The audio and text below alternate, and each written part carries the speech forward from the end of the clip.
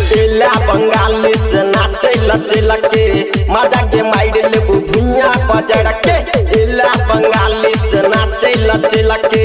मजा के माइड लेबू भुइया बजड़ के कहै छियौ सुन के छौरी छोरा बोले आई नचे बोगे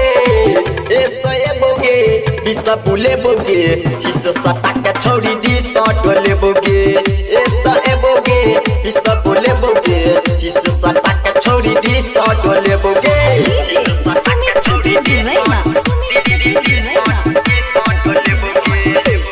जब जब हिल तोहर पतली कमरिया तोरा देखी छोरा सबके उठे छे लहरिया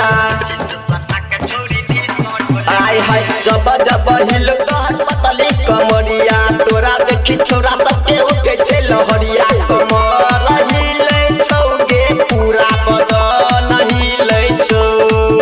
नाचै छा जब जब छौरी के पूरा सवर हिले छौ तोरा चलते पागल सबटा छौरा कहौ नचे बोगे ऐसे बोगे बिसा बोले बोगे शीश सटा के छौरी टी शॉट ले बोगे ऐसे बोगे बिसा बोले बोगे शीश सटा के छौरी टी शॉट ले बोगे। अखन हासक सुन रहे छी निर्धापुर सर अनु रिकॉर्डिंग स्टूडियो के शानदार प्रस्तुति। धीरे धीरे नाच गाना गाबै छौ दीवाना भुइया में बजाय देबो कर ब्याज माना